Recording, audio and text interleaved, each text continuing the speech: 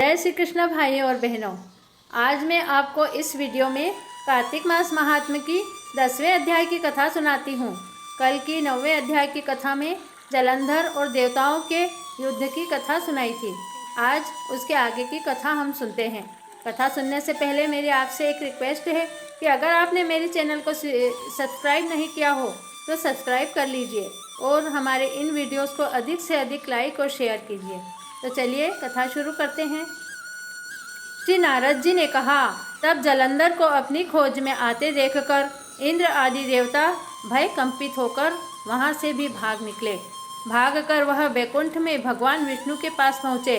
फिर देवताओं ने अपनी रक्षा के लिए उनसे स्तुति की। देवताओं की उस दीन वाणी को सुनकर करुणासागर भगवान विष्णु ने उनसे कहा, हे देवताओं, तुम सब भय को त्याग दो। युद्ध में मैं शीघ्र ही उस जलंधर को देखूंगा। ऐसा कहने के साथ ही भगवान गरुड़ पर जा बैठे।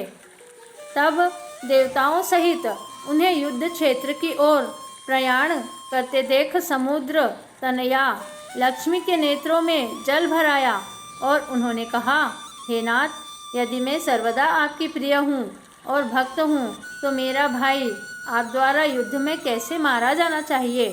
इस पर भगवान विष्णु ने कहा, यदि तुम्हारी ऐसी ही प्रीति है तो मैं उसे अपने हाथों से नहीं मारूंगा, परंतु युद्ध में तो मैं जाऊंगा, क्योंकि देवताओं ने मेरी बड़ी स्तुति की है।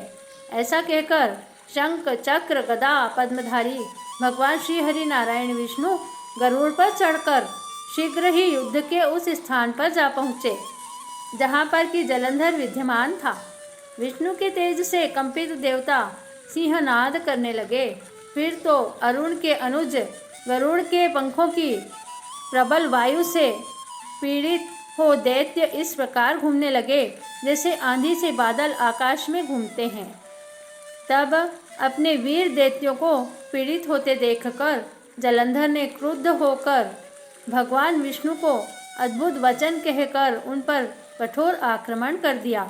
दैत्यों की तीक्ष्ण प्रहारों से व्याकुल देवता इधर उधर भागने लगे।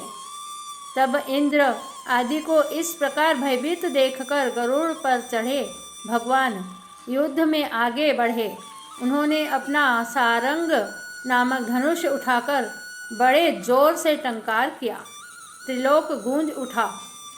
पल मात्र में ही भगवान विष्णु ने हजारों दैत्यों के सिर काट गिराए। यह देखकर जलंधर के क्रोध की सीमा न रही। फिर तो भगवान विष्णु और जलंधर का महान संग्राम हुआ। बाणों से आकाश भर गया। लोग आश्चर्य करने लगे। भगवान विष्णु ने अपने बाणों के वेग से उस दैत्य की ध्वजा, क्षेत्र और धनुष बाण काट डाले तथा एक बाण से उसकी छाती में प्रहार किया। इससे व्यथित हो उसने अपनी प्रचंड गदा उठाकर गरुड़ के मस्तक पर दे मारी। गरुड़ पृथ्वी पर गिर पड़ा। साथ ही क्रोधित उस दैत्य ने अपने होंठ काटे और भगवान विष्णु की छाती में भी तीक्ष्ण बाण मारा। इसके उत्तर में भगवान विष्णु ने उसकी गदा काट दी और अपने शारंग धनुष पर बाण चढ़ाकर उसको बींधना आरंभ किया। जलंधर भी उन पर अपने पेने बाण बरसाने लगा। उस समय जलंधर ने भगवान को कई पेने बाण मारकर वैष्णव धनुष को काट दिया।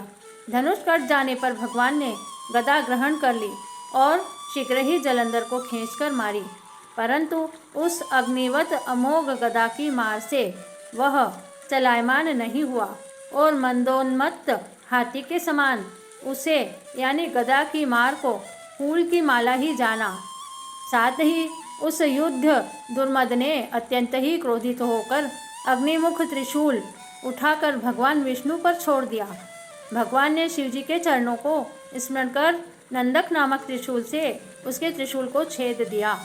जलंधर ने झटपट भगवान की छाती में एक मुष्टिक मारा। उसके उत्तर में भगवान विष्णु ने भी उसकी छाती पर अपनी मुष्टिका का प्रहार किया।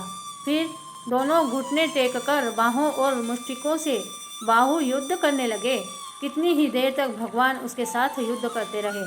जब वह कुछ शमित से हो गए तब सर्वश्रेष्ठ मायावी से भगवान उस दैत्य से मेधवाणी में बोले, हे रण दुर्मद दैत्य श्रेष्ठ, धन्य है जो इस महायुद्ध में इतने बड़े बड़े आयुधों से भी भयभीत नहीं हुआ। तेरे इस युद्ध से मैं बड़ा खुश हूँ। तू जो चाहे वर मांग ले, मैं अदेय वस्तु भी आज तुझे दे दूंगा। मायावी भगवान विष्णु की ऐसी वाणी सुनकर जलंधर ने कहा, हे भावुक, यदि आप मुझ पर खुश हैं तो यह वर दीजिए कि आप मेरी बहन के साथ अपने सारे कुटुंबियों सहित मेरे घर पर निवास करेंगे। नारद जी ने कहा। उसके ऐसे वचन सुनकर भगवान को खेद तो हुआ, किंतु उसी क्षण उन देवेश ने तथास्तु कह दिया। अब भगवान विष्णु सब देवताओं के साथ जलंधरपुर में जाकर निवास करने लगे। जलंधर अपनी बहन लक्ष्मी और देवताओं सहित भगवान को वहां पाकर बड़ा प्रसन्न हुआ।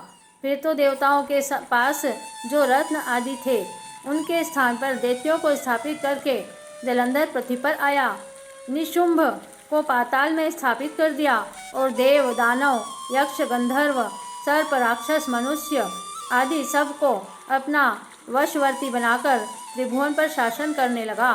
उसने धर्मानुसार सुपुत्रों के समान प्रजा का पालन किया। उसके धर्म राज्य में सभी सुखी थे। इस तरह कार्तिक मास महात्म्य के 10वें अध्याय की कथा यहीं समाप्त होती है। श्री कृष्ण गोविंद हरे मुरारी, हे नाथ नारायण वासुदेवा। श्री कृष्ण गोविंद हरे मुरारी, हे नाथ नारायण वासुदेवा। गोपाल कृष्ण भगवान की जय। जो लोग कार्तिक मास महात्म्य का श्रवण प्रतिदिन नियम से करते हैं, उन पर भगवान श्री हरि नारायण की कृपा बरसती है।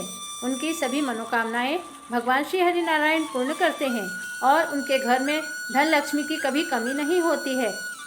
इसीलिए भगवान का कार्तिक मास का महात्म्य प्रत्येक व्यक्ति को अवश्य सुनना चाहिए।